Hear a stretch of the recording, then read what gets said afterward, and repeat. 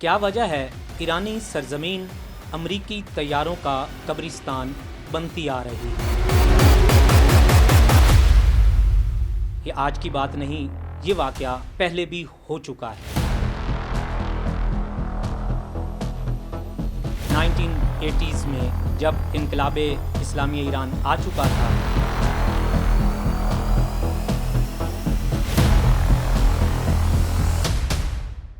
ایرانی طلباء نے تہران میں موجود امریکن ایمبیسی کے اوپر وہاں کے سٹاف کو یرغمال بنا لیا تھا، تو امریکہ نے بہت سی دھمکیاں دینے کے بعد ایک آپریشن لانچ کیا۔ اس آپریشن کا کیا نام تھا؟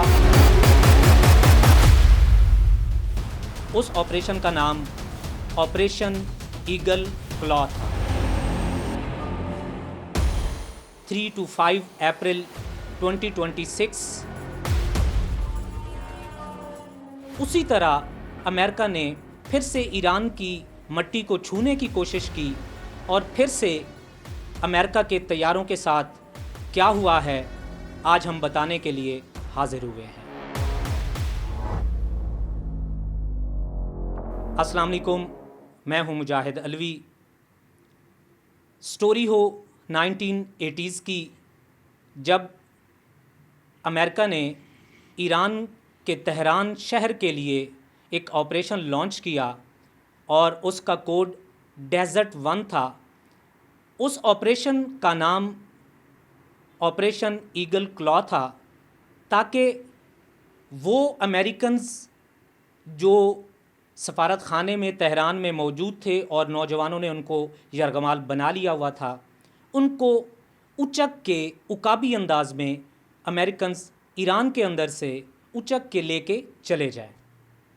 کیا ایسا ہو سکا یا نہیں، یہ ایک تاریخ ہے۔ ہسٹری یہ کہتی ہے کہ وہ امریکہ کا انتہائی پیچیدہ اور ناکام ترین اور شکست خوردہ آپریشن تھا۔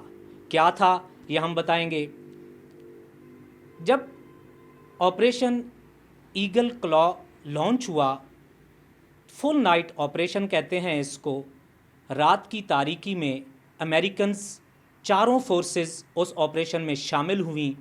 ان چاروں فورسز میں چاہے وہ میرینز ہوں، نیوی ہو، ایئر فورس ہو، آرمی ہو، چاروں آئے اور ایران کے ڈیزرٹ 1 میں اترے۔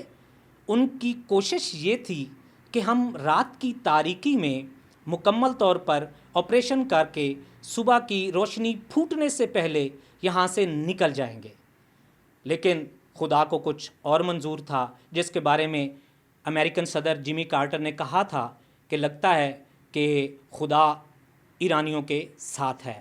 ہوا یہ کہ جب وہ آپریشن کے لیے آئے تو اس وقت اس ڈیزرٹ میں ایک طوفان بپا ہو گیا، ریت کا طوفان۔ اس نے C-130 اور ایک امریکن ہیلی کاپٹر کو آپس میں ٹکرانے پر مجبور کیا۔ ٹکرائے، بلاسٹ ہوا، 8 امریکنز فوجی اس میں ہلاک ہو گئے۔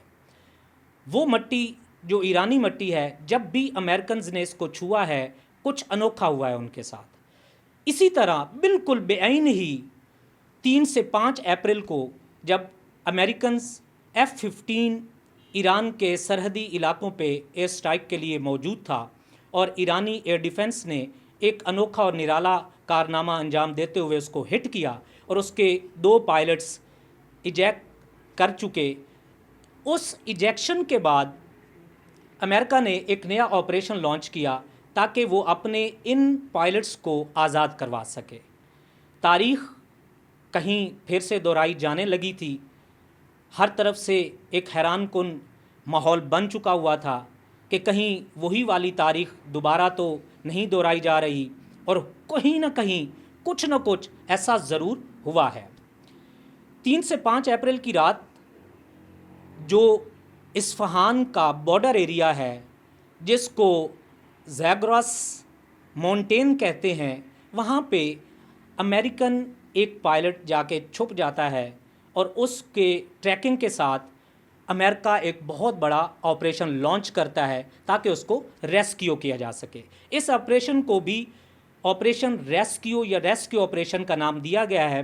فی الوقت مزید اس کے بارے میں کوئی خاص آفیشلز کی طرف سے ڈیٹیلز نہیں ہیں، بلکہ ویسٹرنز کی طرف سے بھی اس آپریشنز کے اوپر خاصا تجزیہ کیا گیا کہ وہ کیا ہے، وہ بھی میں ساتھ ساتھ بتاؤں گا ناظرین آپ کو۔ جب لانچ کیا گیا، میرینز، ڈیلٹا فورسز اور پراپر ایک پورا بیچ طیاروں کا موجود تھا۔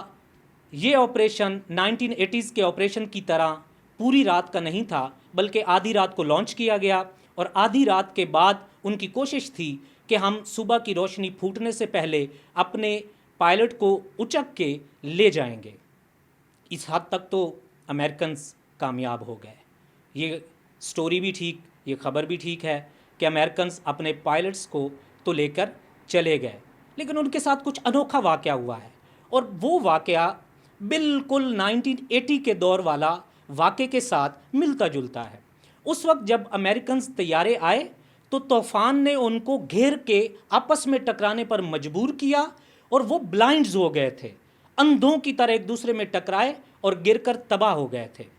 اس بار بھی کچھ ایسا ہی ہوا ہے کہ ایرانی مٹی، ایرانی سرزمین کون سی ایسی میگنیٹک یا میریکل پار رکھتی ہے کہ جو بھی طیارہ ایک دفعہ اس کی مٹی کو چھو لیتا ہے، اس کی واپسی کے راستے بند ہو جاتے ہیں۔ وہ یا تو قبر کی طرح اتر جاتا ہے، یا وہاں پہ ایک راکھ کے جیسے ملبہ بن جاتا ہے۔ اس بار بھی کچھ ایسا ہی ہوا کہ امریکنز 2 C-130 طیارے، وہ جب اصفہان کے پاس ایک پرانا ایئرپورٹ موجود تھا اور وہاں پہ انہوں نے اترنے کی کوشش کی، جب لینڈ کیا تو زمین نے جیسے 1980s میں مٹی نے ان کو طوفان کی شکل میں گھیرا تھا اور بلائنڈ کر کے مارا تھا، اسی طرح اس بار زمین نے اپنا منہ کھولا اور یہ دونوں طیارے جا کر اصفہانی ایرانی مٹی کے اندر دھنس جاتے ہیں۔ امریکنز نے اپنا آپریشن تو کامیاب کر لیا، لیکن نتیجے میں خاصا نقصان اٹھانا پڑا ہے۔ Western media, western defence analyst جن کو میں نے اسٹڈی کیا ہے، وہ اس آپریشن کو مہنگا ترین آپریشن کہہ رہے ہیں۔ یعنی امریکہ کا پچھلا شکست خوردہ ناکام ترین آپریشن تھا، اور امریکہ کا یہ والا آپریشن دنیا کا مہنگا ترین آپریشن، جس میں 2 C-130 اور ایک A-10 جہاز اور اس کے علاوہ 4 ہیلی کاپٹرز تباہ ہوئے ہیں، جن میں 2 بلیک ہاکس بھی شامل ہیں۔ اور ایک خبر اور بھی ہے کہ 3 سے 5 امریکنز جل کر راکھ ہوئے ہیں یا ہلاک ہوئے ہیں۔ ان کے بارے میں بھی امریکنز ابھی تک نہیں بتا رہے، کیونکہ وہ ایک شکست خوردہ ون کو وش کر کے اور اس کی خوشی منا رہے ہیں۔